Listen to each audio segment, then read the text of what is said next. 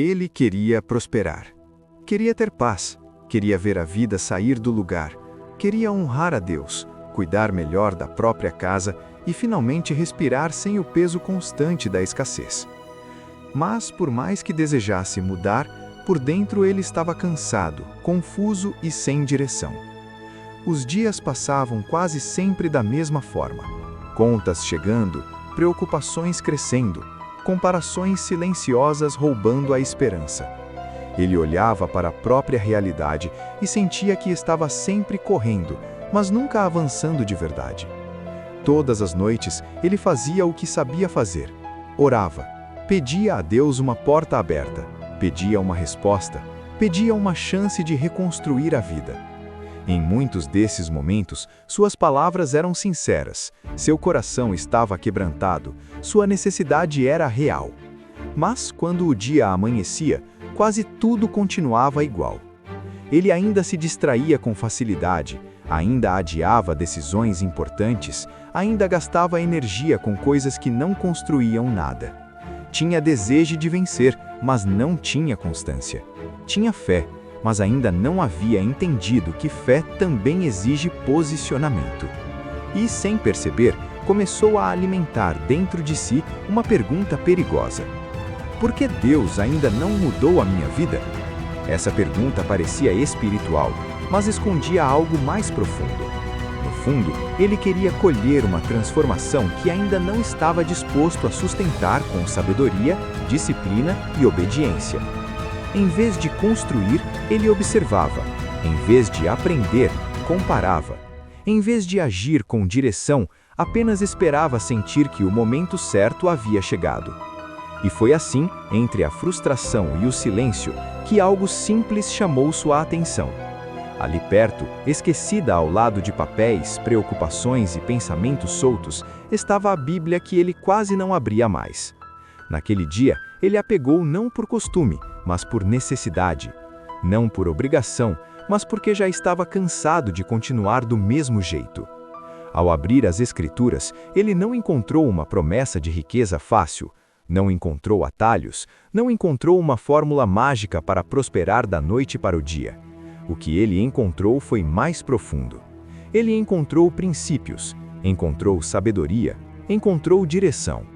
Entendeu que Deus não abençoa apenas desejos. Deus também honra responsabilidade, honra diligência, honra constância, honra a mente que decide sair da passividade e caminhar em obediência. Naquele momento, algo começou a mudar dentro dele. Ele percebeu que estava pedindo prosperidade, mas ignorando princípios básicos do reino. Pedia provisão, mas desperdiçava tempo. Pedia crescimento, mas resistia ao processo. Pedia portas abertas, mas ainda não havia organizado a própria vida para atravessá-las. Foi então que ele entendeu uma verdade que muitos não querem ouvir. Oração sem prática não constrói uma vida nova. A oração é poder. A oração é essencial. A oração nos aproxima de Deus, fortalece o espírito e alinha o coração. Mas quando Deus libera direção, é preciso responder com ação. Fé não é passividade. Fé é confiança com movimento. Fé é obediência. Fé é dar passos coerentes com aquilo que se pede em secreto. Ele percebeu que não precisava começar grande, precisava começar certo. Então, em vez de continuar esperando por uma mudança instantânea, decidiu assumir responsabilidade pelo processo. Pegou um caderno, anotou o que precisava mudar, reconheceu hábitos que o mantinham preso, identificou distrações que consumiam seu foco e definiu princípios simples para uma nova fase. Buscar a Deus com sinceridade, cuidar da mente, ter disciplina, aprender algo útil, trabalhar com constância, agir com propósito. Pela primeira vez em muito tempo, ele não estava apenas emocionado, estava decidido. Começou pequeno, com poucos recursos, com limitações, com dúvidas, mas começou. Passou a estudar com mais atenção, a usar melhor o tempo, a observar oportunidades honestas de renda na internet. Entendeu que havia caminhos reais para construir algo, desde que estivesse disposto a aprender, servir e perseverar. Não foi fácil. Houve dias de cansaço, dias de insegurança, dias em que parecia mais confortável voltar à velha rotina. Mas agora havia algo diferente. Sua mente estava mudando. E essa mudança interior foi o verdadeiro começo da prosperidade. Porque antes de confiar algo às suas mãos, Deus estava trabalhando no seu caráter. Antes de ampliar seus resultados, estava alinhando seus pensamentos. Antes de fazê-lo crescer por fora, estava fortalecendo suas bases por dentro. Com o tempo, os primeiros frutos começaram a aparecer. Pequenos no início, quase invisíveis para quem olhava de fora, mas profundos para quem sabia de onde havia saído. Mais foco, mais ordem, mais paz, mais clareza, mais maturidade. E com o tempo, também resultados práticos. Aquilo que antes parecia distante começou a se tornar possível, não como um milagre instantâneo desconectado da realidade, mas como fruto de uma vida alinhada com princípios. Ele entendeu que prosperidade não é apenas ter mais dinheiro. Prosperidade é ter direção, é ter domínio próprio, é saber administrar o tempo, a mente, os recursos e as oportunidades. É crescer sem perder os valores. É aprender a trabalhar sem transformar o dinheiro em ídolo. É honrar a Deus também na forma como se constrói. Agora, quando ele orava, sua oração era diferente. Já não vinha apenas do desespero, vinha do alinhamento.